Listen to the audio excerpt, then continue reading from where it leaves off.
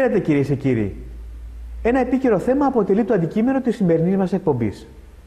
Πρόκειται για τον πλούτο αυτής της χώρας σε πετρέλαιο και φυσικό αέριο. Θα περιοριστούμε βέβαια στα κοιτάσματα πετρελαίου και στο φυσικό αέριο που υπάρχουν στη Μακεδονία και συγκεκριμένα στην κεντρική Μακεδονία. Με επίκεντρο το Θερμαϊκό κόλπο και με ακτίνα που περιλαμβάνει περιοχές της Θεσσαλονίκης, της Συμμαθίας και της Πιερίας. Με όχημα την Εγνατία τηλεόραση και μέσα από την εκπομπή Αφετηρία θα κάνουμε ένα ακόμα δρομολόγιο στο χρόνο και στην ιστορία, από το 1955 μέχρι και σήμερα. Καλεσμένος της εκπομπής μας απόψε είναι ο πρώην Δήμαρχος Αιγινίου, Τάσος Τερζής, ο οποίος αναφέρεται σε γεωτρήσεις που έγιναν στο Αιγίνιο το 1955 επί Κωνσταντίνου Καραμανλή, αλλά και το 1973, όταν διορισμένος δήμαρχος ήταν ο Παντελής Δημητριάδης, ενώ στην Ελλάδα υπήρχε ακόμη δικτατορία. Ο κύριος Τερζής μιλάει και για έρευνες που έγιναν μετά τη μεταπολίτευση, όταν δήμαρχος Αιγινίου ήταν ο ίδιος. Μιλάει για έρευνες που γίνονταν μεταξύ του οικισμού της Μεγάλης Γέφυρας και Αιγινίου. Ήταν, όπως λέει, έρευνες με ανατινάξεις που κάποιοι, άραγε ποιοι, έκαναν και μάλιστα σε ιδιοκτησίες, χωρίς να ρωτήσει κανείς κανέναν.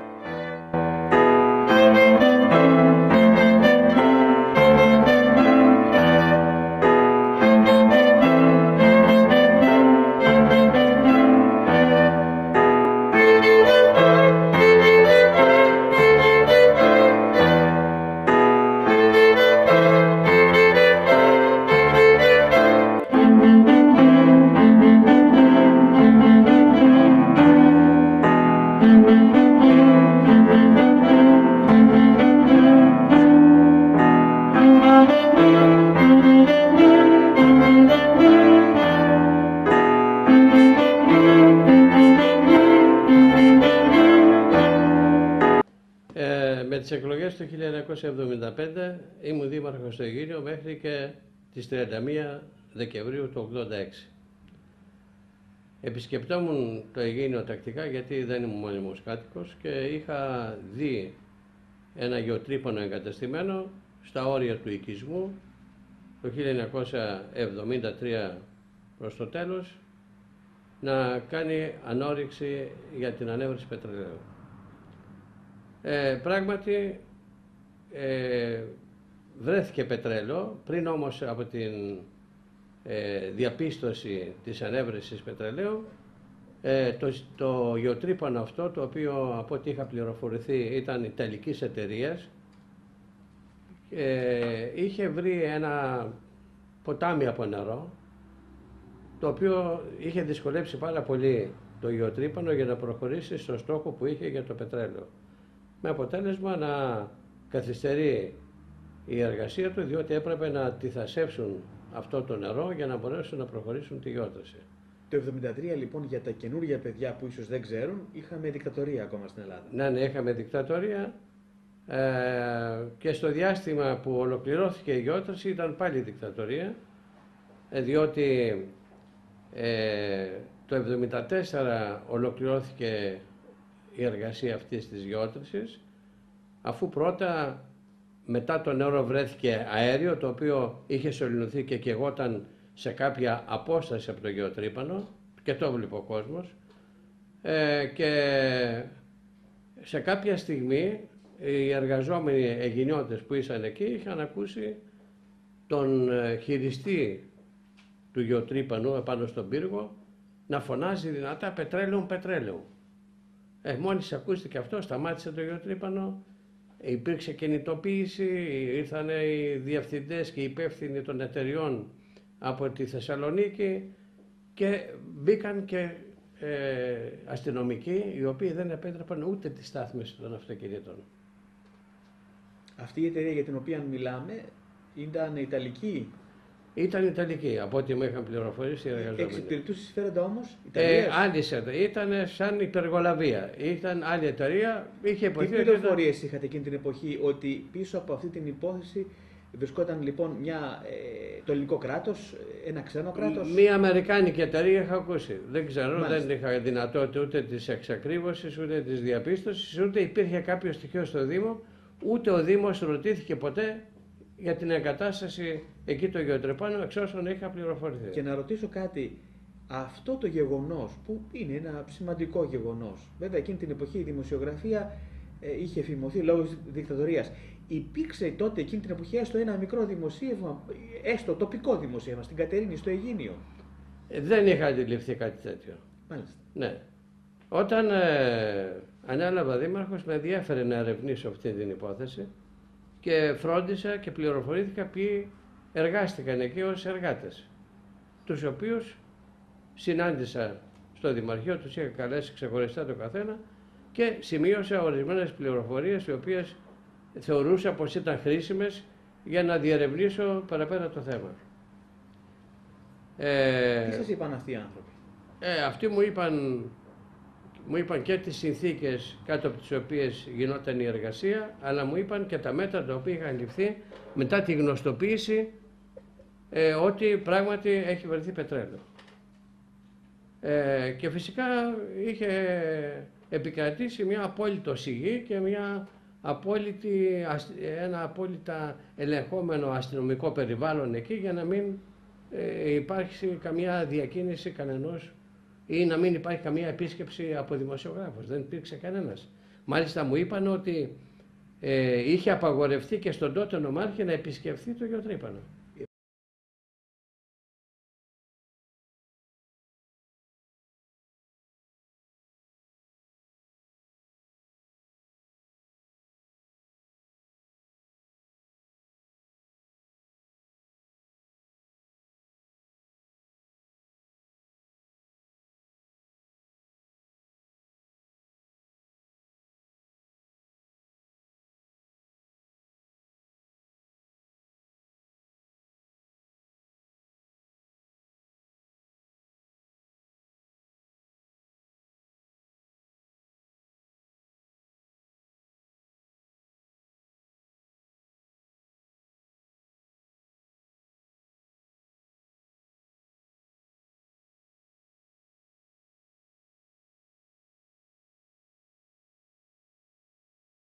Εκείνο που μας ενδιαφέρει επίσης, μιας και είπατε ότι για να μην υπάρξει να υπάρξει μια μυστικότητα πάνω σε αυτή την υπόθεση, στους εργαζόμενους σε εκείνο το έργο είχαν πει ότι δεν πρέπει να αναφέρουν πουθενά τίποτα? Είχατε αντιληφθεί κάτι τέτοιο? Σας είπαν κάτι τέτοιο? Μου είπαν ότι τους είχαν απαγορεύσει ακόμα και να κουβεντιάζουν μεταξύ τους. Ναι, και βέβαια μετά από αυτό σταμάτησε οι εργασίες. Μετά την ανακάλυψη του πετρελαίου, οι εργασίες στο γεωτρεπάνο είχαν περιοριστεί μόνο στις εργασίες που έπρεπε να εξασφαλίσουν αυτά που βρήκαν. Μάλιστα. Και σε λίγο καιρό το εργοτάξιο είχε κλείσει. Το εργοτάξιο έκλεισε και σε εκείνο το σημείο τι υπάρχει σήμερα? Σε εκείνο το σημείο είχαν κάνει ένα τσιμεντάρισμα της γεώτρησης σε μια επιφάνεια 2x2 μέτρων, ίσως και περισσότερο, που αυτό σήμαινε ότι ήθελαν να είναι ξεκαθαρισμένο και συγκεκριμένο το σημείο που είναι η γεώτρηση. Στο δε κέντρο αυτού του τσιμενταρίσματος που είχαν κάνει, είχαν βάλει μια μπετόβεργα, που αυτό κατά τη δική μου την εκτίμηση σήμαινε ότι εκεί ήταν το κέντρο του σωλήνα που βρίσκονταν μέσα στο έδαφος. Από την πείρα μου και από την κοινή πείρα βγαίνει ότι καμία αποτυχημένη γεώτρηση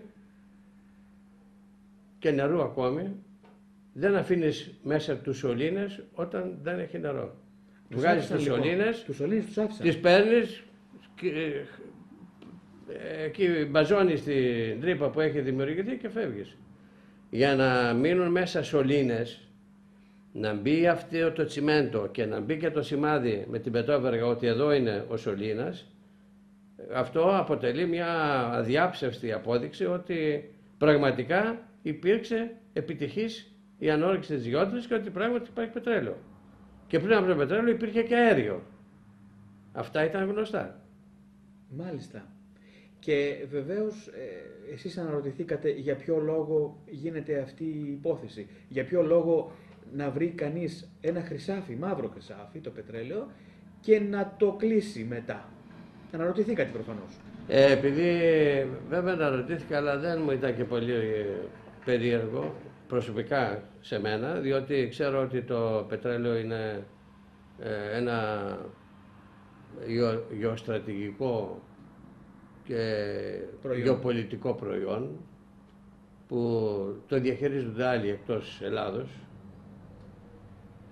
το ερευνούν, το βρίσκουν, το υπολογίζουν πόσα αποθέματα έχει, το ταπώνουν και λέει άστο, όταν θα σε χρειαστούμε θα σε βγάλουμε.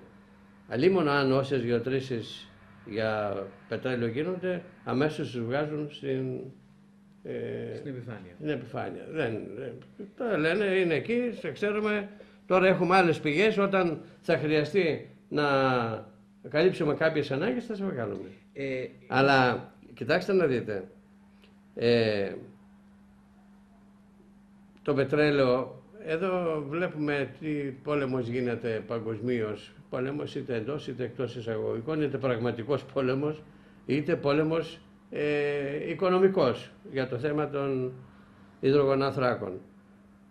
Με τους αγωγούς, με τις ανορρίξεις, με τις εκμεταλλεύσεις, με τη διακίνηση. Είναι τεράστια τα συμφέροντα που εμείς προφανώς σαν χώρα δεν έχουμε την δυνατότητα μιας αξιοποίησης σε επίπεδο εθνικό, ελληνικό. Αυτό, κύριε Τερζή, θα το δούμε και στη συνέχεια. Θέλω όμως να πάμε κάμποσα χρόνια νωρίτερα, πριν από το 1973, πριν από εκείνη την γεώτρηση που έγινε και βρέθηκε πετρέλαιο. Το 1955 λοιπόν υπήρξε πάλι στο Αιγίνιο μία άλλη γεώτρηση. Πού ακριβώς? Ναι. Η πρώτη γεώτρηση έγινε στην κτηματική περιοχή του Αιγινίου, που είναι κατάντι του ποταμού Αλιάκμονα, είναι μεταξύ Θερμαϊκού και ποταμού Αλιάκμονα, σε μια περιοχή που σήμερα είναι δημοτική. Είναι και αυτή δημοτική, ναι. Όπως και η προηγούμενη. Και η πρώτη. Και η προηγούμενη, και αυτή είναι σε δημοτικές εκτάσεις. Αυτή μάλιστα η περιοχή, από ό,τι γνωρίζω, οι Αιγινώτες την έχουν αλλάξει και ονομασία σαν τοποθεσία. Τη λένε Πετρέλαια. Πώς λέγονταν παλιά? Γκαρέλη. Τώρα λέγεται Πετρέλαια, Ναι, Πετρέλαια. Ναι, Πετρέλαια. Ή Γκαρέλη ή Στεργίου. Γιατί κοντά εκεί δίπλα είναι και το κτήμα του Στεργίου. Μάλιστα. Λοιπόν, αλλά έχει μετονομαστεί σε Πετρέλαια. Ο λόγος? Διότι είναι έντονη η οσμή του πετρελαίου. Από τότε ακόμη. Μάλιστα. Λένε στη γεώτρηση με τα πετρέλαια. Μάλιστα. Τι είχε γίνει τότε εκεί? Εκεί έγινε η γεώτρηση, ούτε πήρε κανένα χαμπάρι. Εκείνη την εποχή. Εγκαταστάθηκε το συνεργείο, έφτιαξε τη γεώτρηση, έκανε τους υπολογισμούς, δεν έγινε ο ντόρος που έγινε με τη γεώτρηση που ήταν δίπλα στον οικισμό. Θυμάστε τότε ποιος ήταν πρωθυπουργός άραγε το 1955? Το 1955 ήταν ο Κωνσταντίνος Καραμανλής. Μάλιστα. Πρέπει να πούμε το εξής που είναι, θεωρώ ότι σημαντικό. Δεν είναι δυνατόν κανένας να διανοηθεί ότι κάποιο συνεργείο ανόρυξης γεωτρήσεων πηγαίνει έτσι τυχαία σε κάποια περιοχή και κάνει γεώτρηση. Από όσα γνωρίζω, ότι έχουν εντοπιστεί τα σημεία τα οποία έχουν οι υδρογονάνθρακες και σε εκείνα τα σημεία πάνε και κάνουν αυτήν την διαπίστωση με τα γεωτρύπανα. Εξάλλου, η ασυνεχεία σύγχρονη μέθοδος έρευνας για πετρέλαια γίνεται, την είδαμε και όλα τη ζήσαμε εμείς στο Αιγίνιο, στη διάρκεια που ήμουν δήμαρχος, μετά την γεώτρηση αυτή που έγινε, ολόκληρη η περιοχή του Αιγινίου μεταξύ Μεγάλης Γέφυρας και Αιγινίου, η περιοχή μεταξύ Αιγινίου και Καταχά και Αγαθούπολης, αυτή όλη η περιοχή ερευνήθηκε με την μέθοδο των ανατινάξεων. Δηλαδή γινόντουσαν κάποιες γεωτρήσεις μικρές, τις ανατινάζανε και είχαν και την ευτυχία κάποιοι αγρότες να αποκτήσουν και νερό, μια γεώτρηση η οποία ήταν πάρα πολύ ωφέλιμη, ιδιαίτερα εκεί στην περιοχή στο Καψοβάτι.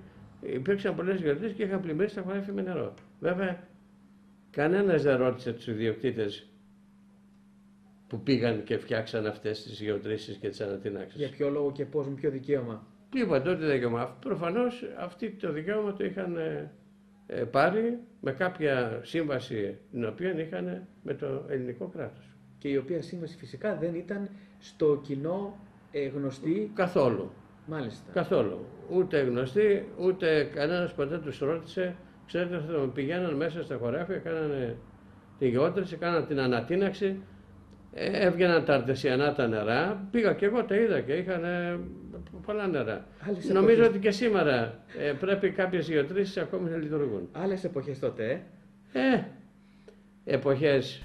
Παρά τις έρευνες που έχουν γίνει από το 1955 μέχρι τα πρώτα χρόνια της μεταπολίτευσης, ίσως και στη συνέχεια, καμία κυβέρνηση από τότε μέχρι σήμερα δεν έχει προβεί σε ενέργειες για άντληση πετρελαίου ή για αξιοποίηση του φυσικού αερίου που υπάρχει στην περιοχή του Αιγινείου, της Θεσσαλονίκης ή του Θερμαϊκού κόλπου. Μετά τη μεταπολίτευση, οι έρευνες συνεχίζονταν, πετρέλαιο αποκαλύπτονταν, αλλά οι κυβερνήσεις έρχονταν και παρέρχονταν. Η μία διαδέχονταν την άλλη. Καμία όμως κυβέρνηση δεν έκανε τίποτα ή δεν ήθελε να κάνει τίποτα για να αξιοποιήσει τα κοιτάσματα της Κεντρικής Μακεδονίας. Οι πρώτες έρευνες, σύμφωνα με όσα υποστηρίζει ο πρώην δήμαρχος Αιγινείου Τάσος Τερζής, έγιναν το 1955 επί εποχής Κωνσταντίνου Καραμανλή. Έρευνες έγιναν και μετά τη μεταπολίτευση, όταν και πάλι πρωθυπουργός ήταν ο Κωνσταντίνος Καραμανλής. Μετά ήρθαν οι κυβερνήσεις του Ανδρέα Παπανδρέου, του Κωνσταντίνου Μητσοτάκη, ξανά του Ανδρέα Παπανδρέου, στη συνέχεια του Κώστα Σιμίτη και του Κώστα Καραμανλή. Και το θέμα των ελληνικών πετρελαίων και του φυσικού αερίου παρέμενε θαμμένο. Και μόλις πριν από 3 χρόνια, επί πρωθυπουργίας Γιώργου Παπανδρέου, αλλά και στη συνέχεια επί πρωθυπουργίας Λουκά Παπαδήμου και Αντώνη Σαμαρά, άρχισε και πάλι το θέμα να βγαίνει στην επιφάνεια. Το ερώτημα βέβαια είναι, γιατί τώρα αυτός ο ντόρος για έρευνες και για την εξόρυξη πετρελαίου και για αξιοποίηση του φυσικού αερίου? Και αν υπάρχει σε ικανοποιητική ποσότητα πετρέλαιο ή αέριο, τι ωφέλη θα έχει η χώρα, αλλά και η Ευρωπαϊκή Ένωση? Γιατί τώρα, εν μέσω κρίσης, συζητάμε και αναζητάμε λύσεις μέσα από φυσικό αέριο και πετρέλαια που υπάρχουν στην Ελλάδα? Και γιατί γίνεται λόγος μόνο για τις έρευνες στο Ιόνιο ή στην Κρήτη και όχι στο Θερμαϊκό κόλπο και τις γύρω περιοχές, όπου έχει επιβεβαιωθεί η ύπαρξη πετρελαίου και φυσικού αερίου σε περιοχές της Θεσσαλονίκης, στο Αιγίνιο, στη θαλάσσια περιοχή του Λιτοχώρου και αλλού?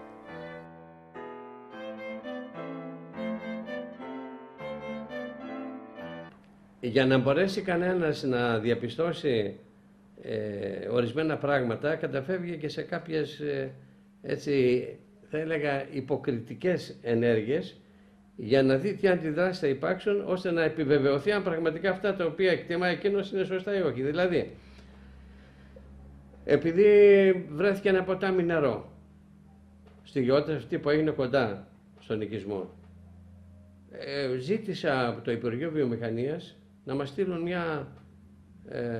Όταν γίνετε δήμαρχος λοιπόν. Ήμουν δήμαρχος, ναι. Μια τομή της γεώτρησης για να πάρουμε, να δούμε σε ποιο βάθος είναι το νερό, για να πάρουμε το νερό που μας χρειαζόταν και για ίδρυυση και για άρδευση. Γιατί δεν έχουμε αρδευτικό δίκτυο στο Αιγίνιο όπως έχει ο Κάμπος της Συμμαθίας δίπλα. Μεταγενέστερα έγινε κάποιο μικρό σε 2.500-3.000 στρέμματα.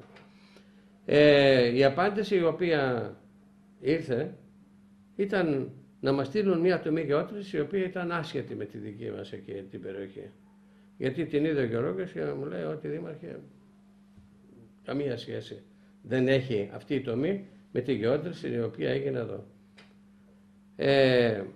Όμως ένα δεύτερο στοιχείο που αποτελεί μια επιβεβαίωση ότι πράγματι υπάρχει πετρέλαιο στην περιοχή μας ήταν ότι στα 1975, στα μέσα του 1975, ήρθε κάποιος άγνωστος κύριος με μια ευπαρουσίασος, με ένα μαύρο κουστούμι και μου έφερε στο γραφείο μου μια βεβαίωση να υπογράψω ότι είχαν σωληνωθεί 1000 μέτρα, πόσα μέτρα δεν θυμάμαι ακριβώς, πάντως αρκετές εκατοντάδες μέτρα σωλήνες στην γεώτρηση αυτή που έγινε για το πετρέλαιο. Αυτό τι σημαίνει? Σημαίνει ότι πράγματι η γεώτρηση ήταν επιτυχής, γι' αυτό και έμειναν οι σωλήνες μέσα. Δεν ξέρει κανένας, εγώ τουλάχιστον από την πείρα μου γνωρίζω ότι σε καμιά αποτυχημένη γεώτρηση δεν αφήνει τις σωλήνες μέσα, οι οποίες είναι πάρα πολύ ακριβές. Πολύ περισσότερο αυτές που αφορούν την ανόρυξη για εξέβρεση πετρελαίου. Είναι χαλιβδοσωλήνες ειδικής κατασκευής, οι οποίες είναι εισαγόμενες, δεν γίνονται στην Ελλάδα. Και ήταν φυσικό να διαρωτηθώ και εγώ, γιατί τι θες, και λέω, εγώ δεν μπορώ να στα υπογράψω, κύριε, αυτή τη βεβαίωση, διότι ούτε επιβλέπων το έργο ήμουν, ούτε ήμουν εδώ εκείνη την περίοδο, ούτε βρήκα κάποιο στοιχείο στο Δήμο που να έχει σχέση με τις εργασίες αυτές εκεί το συνεργείο. Τώρα, τι έγινε, πώς δικαιολογήθηκε αυτό το πράγμα, πώς υποκαταστάθηκε με κάποιο άλλο έγγραφο αυτή η βεβαίωση, η οποία προφανώς θεωρείται ότι ήταν απαραίτητη για την απαλλαγή προφανώς των δασμών που επιβάρυναν αυτή την εισαγωγή των σωλήνων. Δεν ξέρω πώς διεκπαιρώθηκε τελικά το θέμα. Πάντως η βεβαίωση σίγουρα είχε αυτό το λόγο, την απαλλαγή των δασμών, που πρέπει να ήταν αρκετά εκατομμύρια. Αυτά λοιπόν τα δύο στοιχεία, και η ύπαρξη των σωλήνων μέσα και η εξασφάλιση της γεώτρησης με αυτό το τσιμέντο που σας είπα στην επιφάνεια του εδάφους και με το σημείο της βετόβεργας που να δείχνει το κέντρο του σωλήνα, αλλά και τότε μας στείλαν άσχετη τομή της γεώτρησης για να πάρουμε το νερό που μας χρειαζόταν. Από το Υπουργείο Βιομηχανίας. Ναι, αυτά σημαίνουν ότι πράγματι υπάρχει πετρέλαιο στο συγκεκριμένο σημείο που έγινε αυτή η ανόρυξη.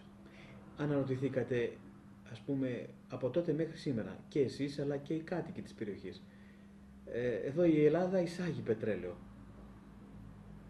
Γιατί να μην πάρουμε αυτό το πετρέλαιο ή να μην πάρουμε από άλλη μια περιοχή της χώρας μας πετρέλαιο, που ενδεχομένως δεν είναι και κοντά στα τουρκικά σύνορα, τα οποία θα θελήσουν και μια συνεκμετάλλευση. Μιλάμε τώρα παραδείγματος χάρη για το Αιγίνιο ή μιλάμε για την Κέρκυρα κλπ. Δεν έχει γίνει λοιπόν αυτό το ερώτημα και δεν έχει γίνει μια πίεση προς το ελληνικό κράτος? Εδώ πρέπει να τα εκμεταλλευτούμε. Δεν μπορούμε να εισάγουμε πετρέλαιο που το έχουμε ανάγκη, τα καλά μας, τα χρυσά μας, τα λεφτά να τα πηγαίνουμε στο εξωτερικό και να έχουμε το πετρέλαιο στα πόδια μας και να μην το αξιοποιούμε. Αγαπητέ Ανδρέα, αναρωτήθηκα πάρα πολλές φορές, αλλά δεν έβγαινε τίποτα. Εκείνο το οποίο αισθάνθηκα ότι είχα υποχρέωση να κάνω ήταν να δημοσιοποιήσω αυτό το πράγμα. Πράγματι, η πρώτη δημοσίευση για τη συγκεκριμένη γεώτρηση που έγινε 73-74, δημοσιεύτηκε ένα ρεπορτάζ στην εβδομαδιαία οικονομική εφημερίδα της εποχής εκείνης που έβγαινε στη Θεσσαλονίκη. Πώς λέγονταν? Από το Χρόνος. Έτος. Νομίζω 75-76, ο Γιώργος ο Πεχλιβανίδης την έβγαζε. Νομίζω ο Καρολίδη κάπου εκεί είχε τα γραφεία. Και δεν υπήρξε καμία συνέχεια. Κατά καιρούς πάλι δημοσιοποιούσα το θέμα χωρίς αποτέλεσμα. Τα τελευταία χρόνια η τοπική εφημερίδα εδώ της Κατερίνης Μακεδονικός Αγών το ξανά έβγαλε στην επιφάνεια και η πιο πρόσφατη δημοσίευση ήταν στο περιοδικό που εκδίδει η εφημερίδα Ολύμπιο Βήμα. Λοιπόν, θεωρώ ότι επειδή το πετρέλαιο είναι πράγματι υψίστης στρατηγικής σημασίας, δεν το αφήνουν ελεύθερο να το εκμεταλλευτεί η χώρα στην οποία βρίσκεται αυτό. Και όλος αυτός ο ντόρος που γίνεται σήμερα, άλλοι. Και όλος αυτός ο ντόρος που γίνεται σήμερα, ότι τα πετρέλαια θα τα αξιοποιήσουμε ή το αέριο που ενδεχομένως θα βρούμε στο Ιόνιο ή στην Κρήτη και αλλού, όλος αυτός ο ντόρος για ποιο λόγο γίνεται? Νομίζω ότι η συγκυρία έχει βγάλει στην επιφάνεια αυτόν τον ντόρο. Η δύσκολη οικονομική κατάσταση που επικρατεί στην Ελλάδα και στην ελληνική κοινωνία έβγαλε το θέμα αυτό στην επιφάνεια, γιατί παρουσιάζει ένα τεράστιο ενδιαφέρον για τους δανειστές και για τα οικονομικά συμφέροντα, τα οποία κρύβονται πίσω από αυτό το σημαντικό προϊόν των υδρογονανθράκων. Δηλαδή, πέστε μας, αναλύστε μας τι ακριβώς συμβαίνει. Κατά την άποψή σας. Συμβαίνει ότι εάν η Ελλάδα ήταν ισχυρή οικονομικά, θα είχε άλλες απαιτήσεις και δικαιώματα επί των υδρογονανθράκων αυτών, γιατί η ίδια δεν έχει τη δυνατότητα να τα εκμεταλλευτεί. Και τώρα το ποσοστό αυτό της όποιας ωφέλειας θα είναι ελάχιστο, διότι είμαστε δέσμοι των δανειστών μας, οι οποίοι προφανώς εποφθαλμιούν αυτή την κατάσταση. Εδώ ακούγονται τόσα πράγματα που κανένας εκπλήσεται, και έτσι αν πραγματικά είναι γεγονότα αυτά. Βέβαια διαψεύσεις δεν υπάρχουν. Λένε ότι αυτά έχουν χωρηθεί στους δανειστές. Τι να πρωτοπιστέψει κανένας. Δεν υπάρχει καμία υπεύθυνη ανακοίνωση, καμία υπεύθυνη ενημέρωση. Η ελληνική κοινωνία έχει τα δικά της προβλήματα, τα καθημερινά της επιβίωσης, τα οποία προσπαθεί να αντιμετωπίσει, και η κατάσταση είναι περισσότερο πρόσφορη για αυτούς που εποφθαλμιούν αυτήν την οικειοποίηση, θα έλεγα, αυτού του πλούτου που έχει το υπέδαφος της χώρας μας. Να ρωτήσω κάτι. Αν υποθέσουμε ότι αυτά δεν έχουν εκχωρηθεί, δεν είμαστε οι άνθρωποι που ήμασταν στα κέντρα λήψης αποφάσεων και δεν γνωρίζουμε κάποια πράγματα. Αλλά ας κάνουμε μια υπόθεση. Ότι αυτό το προϊόν, το πετρέλαιο που ενδέχεται να βρεθεί, δεν έχει εκχωρηθεί. Αυτό το προϊόν, εάν βρεθεί και δεν έχει εκχωρηθεί, τι ωφέλη θα μπορούσε να έχει η Ελλάδα? Αγαπητέ Ανδρέα, άκουσα την ομιλία του κυρίου Πρωθυπουργού στην συνέλευση του Ευρωπαϊκού Λαϊκού Κόμματος, ο οποίος το έθεσε προς τους Ευρωπαίους συναδέλφους του σε μια βάση ότι αυτό πρέπει να αποτελεί ένα γενικότερο ενδιαφέρον της Ευρώπης, να μην είναι μόνο ένα ενδιαφέρον της Ελλάδος, και ότι υπενήχθη ή το είπε σχεδόν καθαρά ότι τα όρια της Ελλάδος πρέπει να είναι εξασφαλισμένα ως όρια της Ευρώπης, διότι γνωρίζουμε ότι υπάρχει το πρόβλημα με τη γείτονα Τουρκία, η οποία έχει αντιρρήσει σχετικά με τον προσδιορισμό και τον καθαρισμό της ΑΟΖ. Και ότι τόνισε ιδιαίτερος, και νομίζω ότι έτσι επέμεινε σε αυτό το σημείο, ότι είναι ό,τι έχει η Ελλάδα από την πλευρά των υδρογονανθράκων είναι προς όφελος της Ευρώπης, είναι ευρωπαϊκό το προϊόν αυτό και δεν είναι μόνο ελληνικό, και ότι η Ευρώπη για πάρα πολλά χρόνια θα λύσει τα προβλήματά της σε αέριο και σε πετρέλαιο. Και ότι θα έχει μια σχετική αποδέσμευση από τις δεσμεύσεις που σήμερα έχει, είτε με τους αγωγούς αυτούς τους γνωστούς, οι οποίοι είτε ξεκινάνε από το Αζερβαϊτζάν, είτε ξεκινάνε από την Ρωσία, έχουν ως αποτέλεσμα η Ευρώπη να είναι εξαρτημένη από αυτούς τους αγωγούς, χωρίς να έχει μια δική της πηγή εξυπηρέτησης αυτών των αναγκών. Η απάντηση ποια είναι? Πώς αντιμετωπίζουν οι Ευρωπαίοι αυτή την πρόκληση? Απάντηση δεν άκουσα να δοθεί. Μπορεί να τη γράψουν οι εφημερίδες αυτές τις μέρες. Το πιθανότερο είναι να μην δοθεί κάποια απάντηση και να το προσδιορίσουν σε κάποια συγκεκριμένη πολιτική, η οποία μπορεί να ανακοινωθεί προσεχώς. Δηλαδή, δεν θεωρώ ότι μπορούν να μείνουν αυτά αναπάντητα. Περιμένω η απάντηση να δοθεί διαπράξεων, διαποφάσεων που πρέπει να ανακοινωθούν. Διότι με το να μην γίνει αποδεκτό το αίτημα σημαίνει ότι είμαστε έολοι ως χώρα και ότι δεν είναι δυνατόν να έχουμε μια Ευρωπαϊκή Ένωση χωρίς να εξασφαλίζουμε τα σύνορα των χωρών μελών της Ευρωπαϊκής αυτής Ένωσης, διότι αλλιώς έχουμε μια ένωση όπου ο καθένας προσπαθεί μόνος του να διασφαλίσει τα σύνορά του. Τι ένωση είναι αυτή? Και επιπλέον ότι είναι καιρός οι Ευρωπαίοι πολιτικοί να συνειδητοποιήσουν ότι δεν είναι αρκετή η φραστική αναφορά στην Ενωμένη Ευρώπη, ούτε είναι αρκετό το κοινό νόμισμα αν δεν υπάρξει κοινή εξωτερική πολιτική, οικονομική πολιτική και κοινωνική πολιτική. Δεν είναι δυνατόν να μιλάμε για Ευρωπαϊκή Ένωση με ένα τεράστιο άνοιγμα της ψαλίδας στις οικονομίες και στις κοινωνικές διαφορές που έχουν τα μέλη τους μεταξύ τους. Δεν μπορεί να λες ότι είμαστε συνεταίροι και κάποιοι να είναι οι μεγαλομέτωχοι και κάποιοι να είναι οι φτωχοί συγγενείς. Αυτά είναι αδιανόητα πράγματα, διότι ένα τέτοιο σχήμα δεν μπορεί να μακροημερεύσει.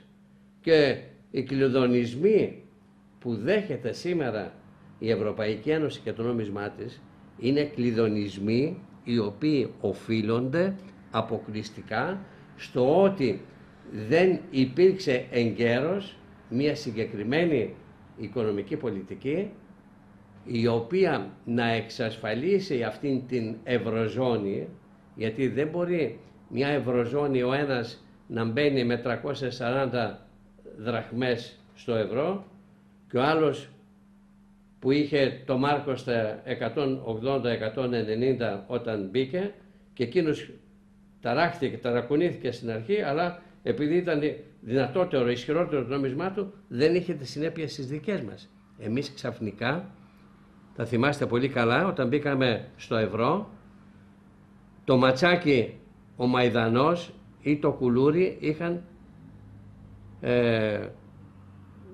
50 δραχμές. Και αμέσως μετά το κουλούρι έγινε μισό ευρώ και το ματσάκι ο μαϊδανός και αυτός μισό ευρώ. Δηλαδή ήταν τεράστια η οικονομική αφέμαξη που έγινε στα εισοδήματα των Ελλήνων με την προχειρότητα με την οποία μπήκαμε, κατά τη δική μου την εκτίμηση, μέσα στην Ευρωζώνη. Και αυτό βέβαια επιβεβαιώνεται πόσο πρόχειρο ήταν, γιατί έχουν βγει τόσα πράγματα στην επιφάνεια και έχουν γνωστοποιηθεί που έχει να κάνουν με τα πλασματικά οικονομικά στοιχεία τα οποία έχουν δοθεί από την Στατιστική Υπηρεσία, για να πούμε στην Ευρωζώνη, και από ένα σωρό άλλες γνωστές ή άγνωστες για τότε καταστάσεις οι οποίες μας οδήγησαν και αυτές συνήργησαν στο να βρεθούμε στην σημερινή τραγική θέση ως κοινωνία και ως χώρα.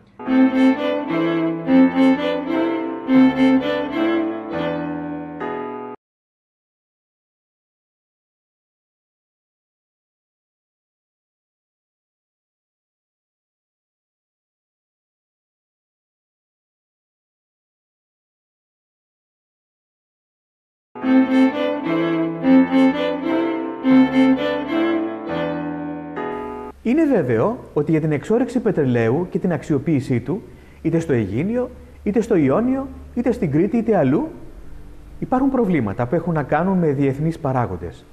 Αν όμως ξεπεράσουμε αυτά τα προβλήματα, υπάρχει περίπτωση να συναντήσουμε νέα προβλήματα με εσωτερικές αντιδράσεις? Και πώς αυτού του είδους οι επενδύσεις μπορούν να βοηθήσουν την Ελλάδα τώρα, στην κρίση που βρισκόμαστε σήμερα, είτε αργότερα? Όπως υποστηρίζει ο Τάσος Τερζής, η άντληση του πετρελαίου δεν έχει καμία περιβαλλοντική επιβάρυνση, αντιδράσεις όμως ενδέχεται να υπάρχουν, επειδή, όπως σημειώνει, οι Έλληνες θέλουν να γνωρίζουν την αλήθεια για αυτά που τους αφορούν, όχι ψέματα, όχι μισόλογα. Το ερώτημα όμως που μπορεί να θέσει κανείς είναι εάν τώρα στην κρίση είναι ευκολότερο ή δυσκολότερο να αξιοποιηθεί η εξόρυξη πετρελαίου. Και ένα ακόμη ερώτημα. Άραγε η Ελλάδα έχει από μόνη της τη δυνατότητα να εξορίξει πετρέλαιο και να φέρει στην επιφάνεια το φυσικό αέριο? Δεν αποκλείεται πάντως να είναι προς το συμφέρον της χώρας να αξιοποιήσει το φυσικό της πλούτο σε συνεργασία με άλλες χώρες, όπως έκανε η Κύπρος. Κατά τη διάρκεια της συνέντευξης με τον Τάσο Τερζή, στα ερωτήματα που του θέσαμε για το ζήτημα της αξιοποίησης πετρελαίου και φυσικού αερίου, Ο πρώην δήμαρχος Αιγινίου δίνει τις δικές του, αξιοπρόσεκτες θα λέγαμε, απαντήσεις.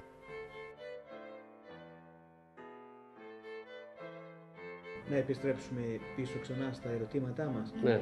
Αν υποθέσουμε λοιπόν ότι τελικά τα πράγματα οδηγούνται στο να μπορέσουμε να κάνουμε εξόρυξη πετρελαίου ή γενικότερα υδρογονανθράκων και στο Ιόνιο και στην Κρήτη και αλλού και στο Αιγίνιο. Υπάρχει, βλέπετε εσείς να υπάρξουν αντιδράσεις από την πλευρά κατοίκων περιοχών, διαφόρων περιοχών. Εσείς καταρχήν εκείνη την εποχή που δεν ήσασταν βέβαια δήμαρχος, αργότερα γίνετε δήμαρχος το 1975, αν σας λέγανε κύριε Τερζή, είμαστε μια εταιρεία που θα βγάλουμε εδώ πέρα κάποιο πετρέλαιο, η εταιρεία η οποία έχει αναλάβει αυτή την υπόθεση θα κερδίσει και αυτή κάτι, η χώρα αυτή που έχει την εταιρεία αυτή, θα κερδίσετε και εσείς η Ελλάδα αλλά και η περιοχή σας. Εσείς θα ήσασταν σύμφωνος να γίνει μια τέτοια επένδυση στην περιοχή σας? Δεν θα είχα καμία αντίρρηση από τη στιγμή που διασφαλίζονταν οι απαραίτητοι περιβαλλοντικοί κανόνες, έτσι, θα τηρούνταν. Επειδή έχω βρεθεί σε πετρελαιοπαραγωγικές χώρες της Μέσης Ανατολής, γνωρίζω ότι η άντληση του πετρελαίου δεν έχει καμία περιβαλλοντική επιβάρυνση.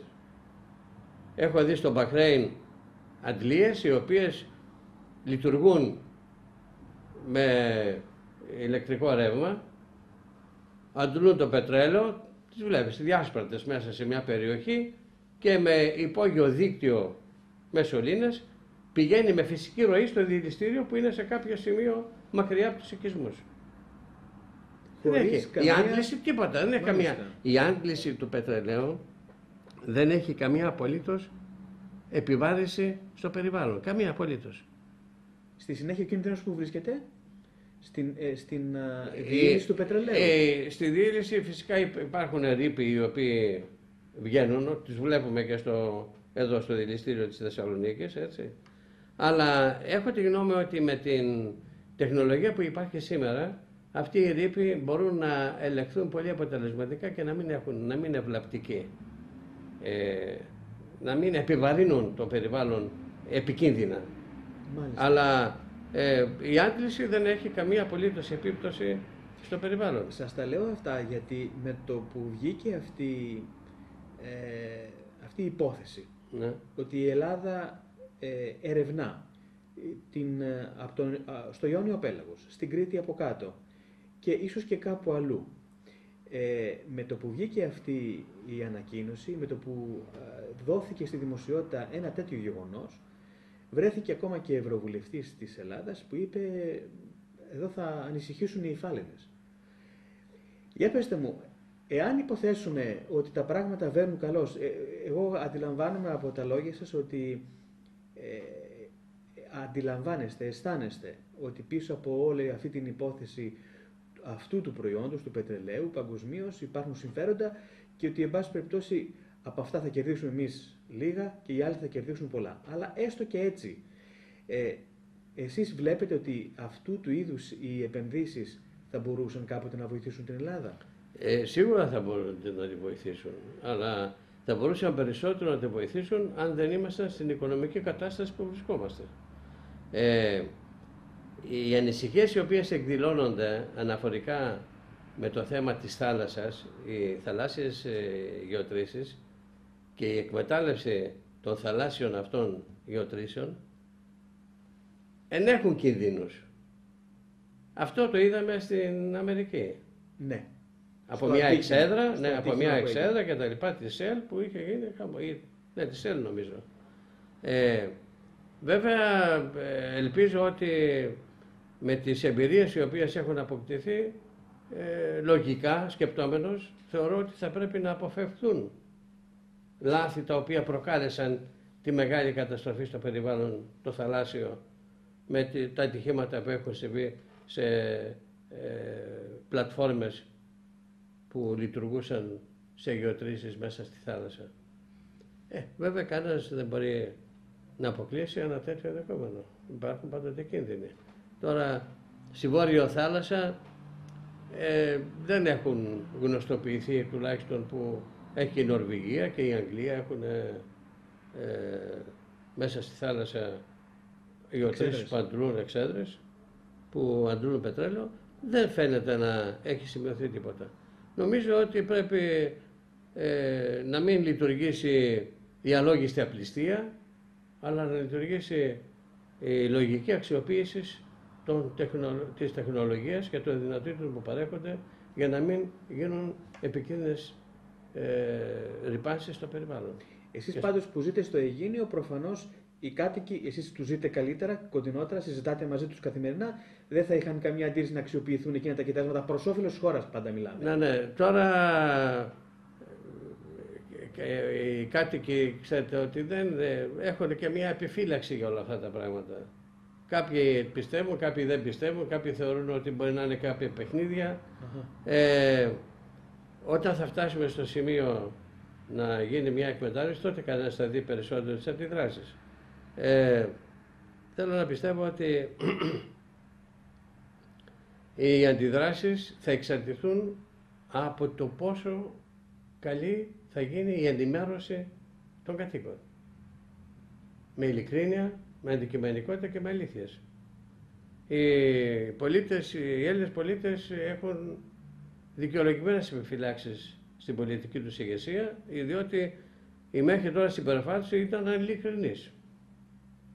Και δεν ξέρω αυτό πώς θα μπορέσουν να το ανατρέψουν, να το βάλουν σε μια ειλικρινή βάση. Χρειάζεται να γίνει μια προσπάθεια μεγάλης ειλικρινούς συμπεριφοράς της πολιτικής ηγεσίας προς τους πολίτες. Έχω την εκτίμηση ότι οι Έλληνες πολίτες είναι άνθρωποι που μπορούν να κάνουν τα πάντα, να υποστούν τις όποιες θυσίες, αρκεί να τους πεις την αλήθεια. Εδώ μόνο ψέματα έχουμε. Και κάποιες αλήθειες που μπορεί να λέγονται μέσα σε αυτόν τον κικαιώνα των ψευδολογιών δεν γίνονται πιστευτές και αμφισβητούνται. Δεν λέω ότι δεν υπάρχουν και κάποιες σελίδες που λέγονται, αλλά αμφισβητούνται εξαιτίας ενός κακού προηγούμενου. Πάντως από κάπου πρέπει να αρχίσει να γίνει η αρχή. Να σας ρωτήσω επίσης, πέρα από το Αιγίνιο, σύμφωνα με τα στοιχεία που έχουμε και που έχουν δοθεί στη δημοσιότητα, πετρέλαιο πρέπει να έχει η περιοχή του Θερμαϊκού, πρέπει να έχει το λιτόχωρο, πρέπει να έχει ένα κομμάτι. Πέστε μας όμως καλύτερα εσείς. Ναι, από όσα γνωρίζω έχει επανομή, όλος ο Θερμαϊκός πρέπει να έχει, όλος ο Θερμαϊκός, γιατί δεν μπορεί να έχει η πλευρά η δυτική και να μην έχει ανατολική. Έτσι. Εξάλλου από αυτά τα οποία διαβάζει κανένας από χρόνια και από αυτά που γνωστοποιούνται τελευταία, όλο το Αιγαίο Πέλαγος θεωρείται μια τεράστια λίμνη πετρελαίου. Κάτω από το Αιγαίο είναι τεράστια λίμνη πετρελαίου. Που αυτό επιβεβαιώνεται και από αυτά τα οποία τελευταίως εξελίσσονται γύρω μας και από τις τάσεις, τις διαθέσεις που έδειξε ο Τούρκος Πρωθυπουργός, ότι ο οποίος ούτε λίγο ούτε πολύ, εντάξει, εδώ είμαστε μια συνεκμετάλλευση. Μιλάτε για τη συνάντηση Σαμαρά. Ναι, προσφάτως που έγινε στην Κωνσταντινούπολη. Ναι.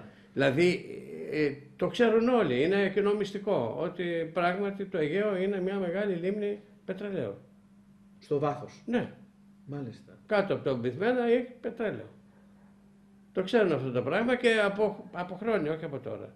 Γιατί αυτοί οι δορυφόροι που κυκλοφορούν από πάνω μας έχουν φωτογραφίσει όλο το υπέδαφος σε πολλές χιλιάδες μέτρα. Το έχουν ακτινογραφήσει καλύτερα. Έχουν ακτινογράφηση, ακτινοσκόπηση. Είναι γνωστά, δεν είναι τυχαία αυτά. Ούτε έβγαινε το σεισμίκ τυχαία, ούτε το νορβηγικό, ούτε τα άλλα, οι άλλες έρευνες οι οποίες γίνονται έτσι τυχαία. Γίνονται διότι υπάρχει πληροφόρηση ότι αυτό το πράγμα υπάρχει στο υπέδαφος. Πάντως στον Θερμαϊκό κόλπο λένε ότι υπάρχει πολύ. Ναι, βεβαίως. Και από ό,τι ξέρω και στην Επανογή έχει γίνει γεώτρηση παλαιότερα. Αντίστοιχα, Ναι. Και στην Επανογή έχει γίνει. Και αν είδα καλά έναν χάρτη που δόθηκε κάποια στιγμή και στα μέσα ενημέρωσης, στο διαδίκτυο ουσιαστικά, μιλάμε και για ένα κομμάτι της Ημαθίας και της Πέλας και της Θεσσαλονίκης. Στο λιτόχωρο λένε ότι υπάρχει στην τεράστια περιοχή. Θεωρώ ότι δεν είναι αποκλειστικότητα κάποιων περιοχών. Μάλιστα κάποιοι, μου έλεγε ένας φίλος γεωλόγος παλιά στο Δήμο, ότι αυτή από τη λεκάνη του Αιγαίου φτάνει μέχρι τη Ρουμανία. Συγκοινωνούν τα δοχεία. Ναι, έτσι λέει. Έτσι μου έλεγε ότι ναι, τα στρώματα αυτά μπορεί να φτάνουν ως εκεί. Μου έλεγε μάλιστα, δεν το έχω διαπιστωμένο, αλλά νομίζω ότι είχε δίκιο, ότι υπάρχει και στη Βουλγαρία κάποια μικρή ποσότητα που νομίζω ότι πρέπει να την εκμεταλλεύονται. Αλλά η Ρουμανία, εγώ θυμάμαι ότι τα πετρέλαια που ερχόντουσαν στο Αιγίνιο παλαιότερα ήταν της ρουμάνικης εταιρείας Τεράουα. Προς το τέλος αυτής της συνέντευξής μας με τον Τάσο Τερζή, του θέσαμε και ένα ερώτημα που έχει σχέση με την αξιοποίηση του πετρελαίου και του φυσικού αερίου εν μέσω κρίσης. Συγκεκριμένα, τι μπορεί να προσφέρει αυτός ο πλούτος στην ανάπτυξη και στην ανάκαμψη αυτής της χώρας?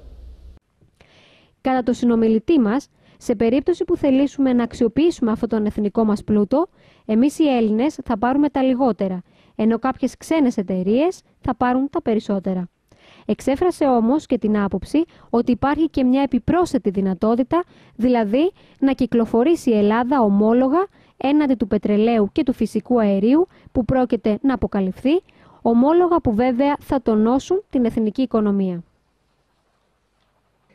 Θα ήθελα να κλείσουμε, κύριε Τερζή, αυτή την εκπομπή έτσι με 2 λόγια από τη δική σας την πλευρά.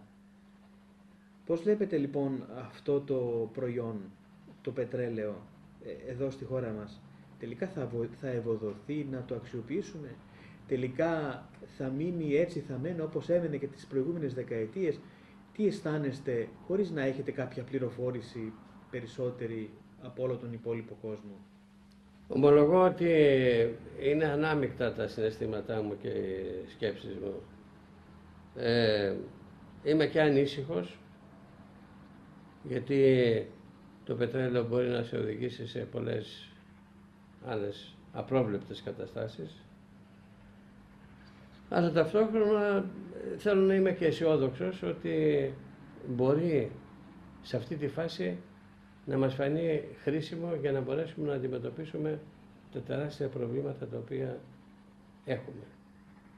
Διότι δεν είναι δυνατόν κανένας να αντιμετωπίσει το βάρος αυτό των οικονομικών συνεπειών αυτής της κρίσης με ίδιες δυνάμεις με αυτές που έχει σήμερα, με ίδιες δυνατότητες, σημερινές δυνατότητες, διότι βλέπουμε το χρέος αυξάνεται, η ύφεση αυξάνεται, η ανεργία αυξάνεται, η ανάπτυξη δεν φαίνεται και δεν μπορεί κανένας να καταλάβει πώς μπορεί να γίνει ανάπτυξη με τη λιτότητα, πώς μπορεί να γίνει ανάπτυξη με τον περιορισμό του εισοδήματος των πολιτών.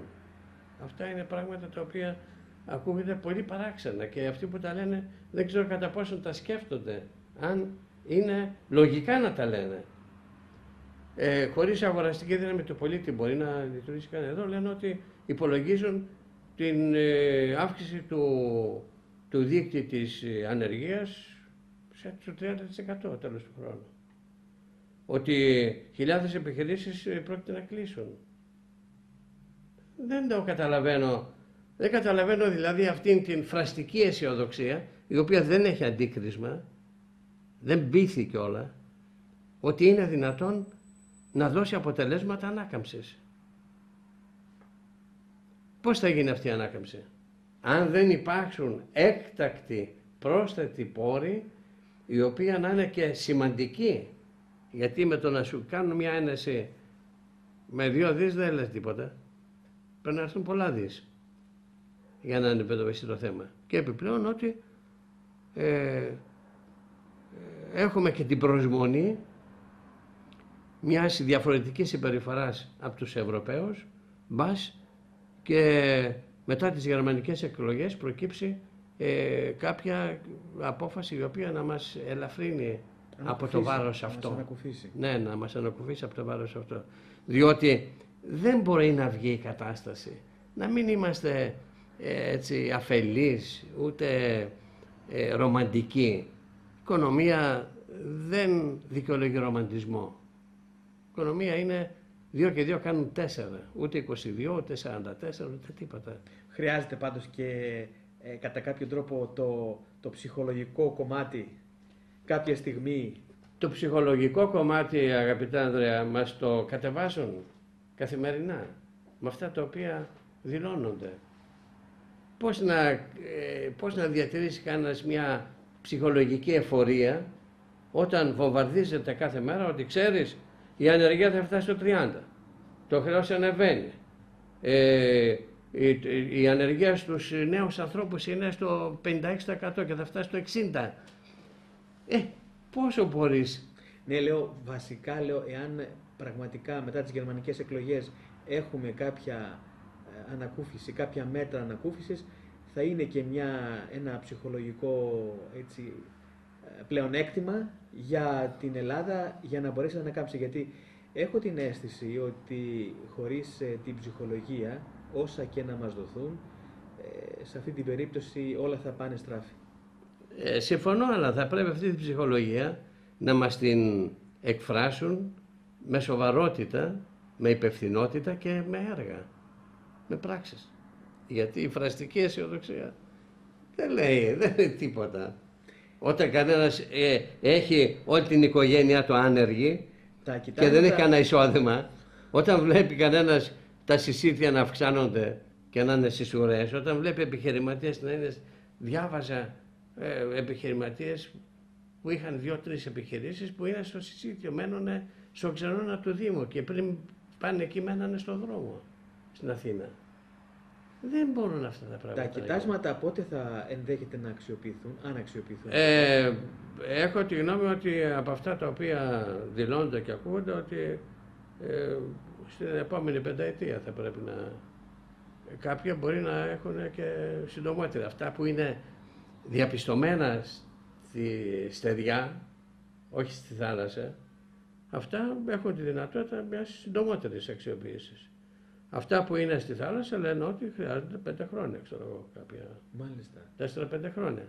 Εν πάση όμως περιπτώσει, υπάρχουν δυνατότητες από τη στιγμή που αυτά είναι επιβεβαιωμένα ότι υπάρχουν, μπορούν να κυκλοφορήσουν ομόλογα εγκαίρως. Από τη στιγμή που διευθύνους ανατεθούν για να γίνουν αυτά τα έργα, μπορούν να κυκλοφορήσουν ομόλογα τα οποία να τονώσουν την οικονομία. Την αγορά. Βέβαια. Νωρίτερα μπορούν να κυκλοφορήσουν αυτά. Έναντι αυτού το οποίο πρόκειται να αποκαλυφθεί. Αν βέβαια είναι επιβεβαιωμένο απολύτως. Έχω τη γνώμη ότι δεν πέφτουν έξω.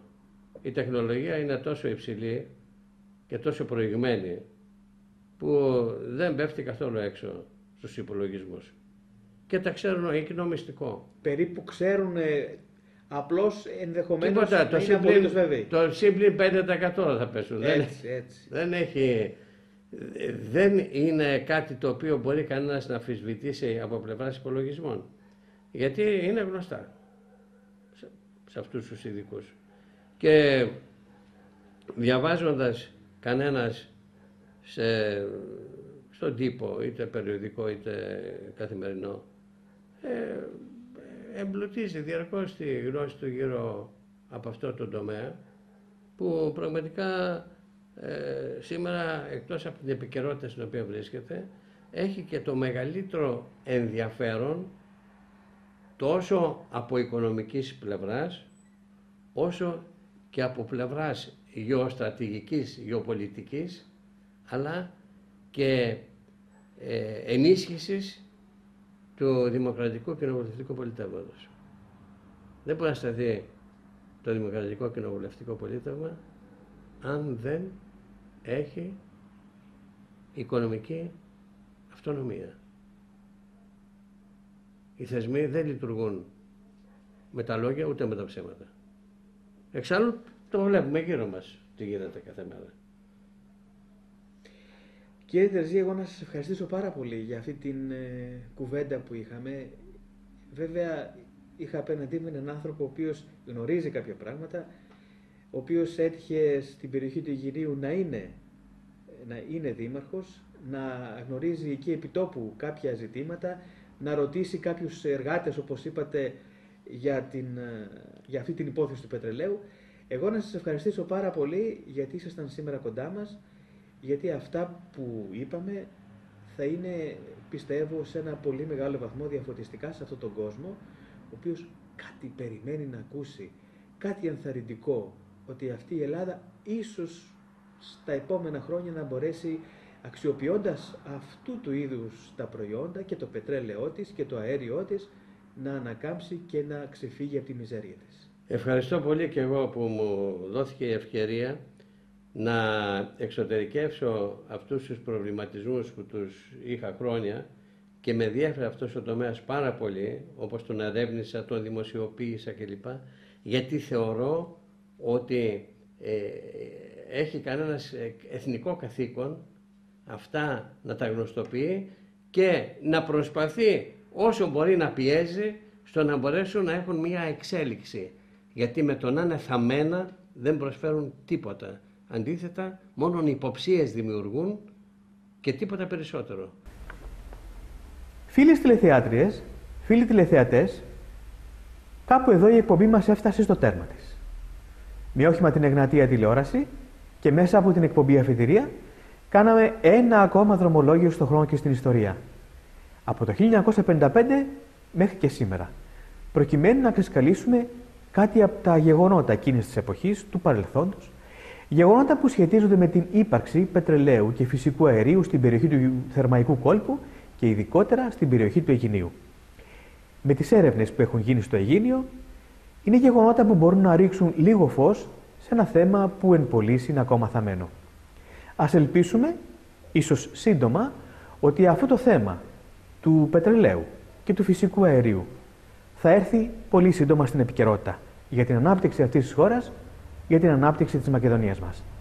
Να είστε πάντοτε καλά. Γεια σας.